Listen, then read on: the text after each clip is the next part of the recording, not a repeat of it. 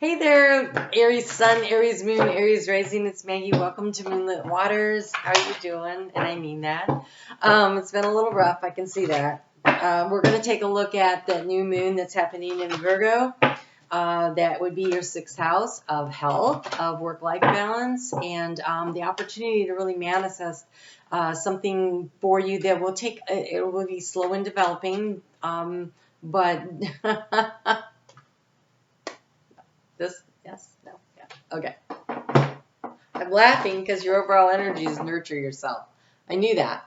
Okay, you have green. So this week your color is green, revitalize your nervous system, and purple, developmental clarity. So by releasing and letting go of fears and anxieties over whatever it is that you cannot control, and instead focusing on what you can do to create a healthy environment for yourself, whether that's physical, mental, or spiritual, emotional, that's going to revitalize your nervous system. And so the mental clarity would be, first, it could be opening of the third eye chakra, definitely when you see this. But I feel like this is more about being really clear about what you can do and not worrying about what you can't do. You can only control so much. So releasing what you can't control, focusing on what you can, and taking the appropriate action steps for it will be very beneficial for this week. So I'm going to go ahead and take a look at that new moon for you. It's happening at 8:52 p.m. Eastern Daylight Time, Monday in the United States. Please adjust for your time zone. It is happening at 14 degrees and 28 minutes of Virgo. That's a critical point. 15 degrees is critical, but we're definitely heading toward that. It will be in trine, which is a very supportive aspect with Uranus. So sudden downloads, insights, things that will be generated in of what you value. When you recognize what it is you value, then you will take the appropriate action toward it. This is good energy for you to be working with. So it's a Cassini new moon, which means that a half hour before till a half hour afterwards, it's a great time to sit down and write out your intentions. What is it you want to manifest? How do you want to manifest? So what are you going to do? What are the action steps you're going to take? And you did get the solitude card. And so this is not for socializing so much over the course of this new moon. This is about discerning and figuring out what is important for you. Focusing in on your health, in your well-being, in your sense of balance in life. And you have water. Work with the element of water for healing, purification, and refinement. I cannot ever recommend enough that at the time of a new moon and a full moon that we take a nice long salt water bath whenever possible. If you don't have a bathtub, and for years I didn't, I would create a scrub out of coconut oil and Epsom salt, or you know, was it Dr. Teal's makes those different kinds. Find something, because of the purple, I'm going to say lavender would be good. Also, there's one tea tree that makes a beautiful lime. Oh, I love the way it smells. So make yourself a salt scrub or eucalyptus is green. That's very healing properties. To scrub yourself down with the salt and the coconut oil. And you can actually do that in the bath too. And oh my gosh, coconut oil in the bath, when you go to get out of it, your skin, feels so great. So nurture yourself, take care of yourself, get out in nature, go for some walks, just absorb the energy of nature around you and allow yourself space away from people, because I feel like it's really important for you at this time. So go ahead and take care of yourself. If you could, I don't know if I've said this yet, but could you please hit the thumbs up? It's very helpful to every YouTube channel because it helps it to be discovered by the analytics, and then we can get information out to other people. I love this. You have to be optimistic and positive and have faith. So this is like the strength card, but this is calling on your angels and your guides to provide you with the strength, and to also your higher self, that solar plexus energy of bringing in your faith. I have a hummingbird who just popped up and looked in the window at me. So hummingbirds, that's like spirit all around me. Yes, I do have a hummingbird feeder out there, but when they get right in the window and they look at me, they catch my attention. So, you know, be optimistic, be lighthearted, feel that energy around you and really utilize it to your best advantage. Okay. So, there's an opportunity here to create growth for you in the area of romance. Especially next month.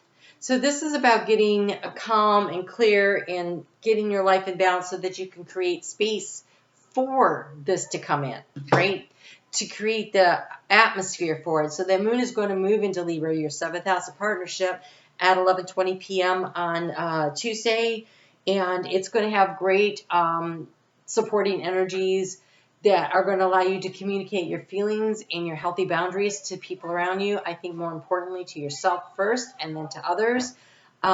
Thursday night around 5 would be 5 to 1 a.m. That's Eastern Daylight Time. So again, you need to adjust. So say you're on the West Coast, we're looking at 2 p.m. to, I can't do math, 11 p.m. So to like really, if I say East Coast, West Coast, to really be productive and to start a new project, because the moon is going to be in such a great aspect with Jupiter. And so allow yourself to oh my God, you got the hummingbird. I'm telling you that I knew that was a message for you. The hummingbird says dreams and new joy are within reach. I want to say just dive right into the nectar of life. Enjoy every moment. That positivity and that optimism and that faith, what that does is that raises your vibrational energy, which allows you.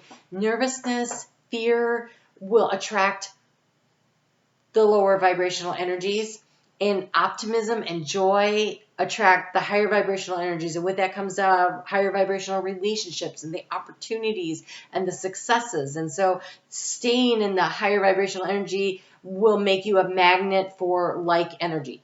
You're always a magnet for like energy. Which one do you want, right? And you have hunting. Pursue what you need. Pursue what you need. So taking time to get really clear, mental clarity on what it is that you need. A lot of times we get nervous about things because we don't have enough information. Maybe you need to do more information. Virgo will seek the information that it needs. So where do you need more information? How can you create just the next couple of steps on the plan? You don't have to have the whole plan, but you do need to have a plan where you know what the next 2 steps are, and then you need to take those steps. So pursue what you need. Go after it. If you need to make a phone call, if you need to apply for a job or whatever it is. Are you looking for something, a certain kind of rehab program? What are you looking for? Only you know.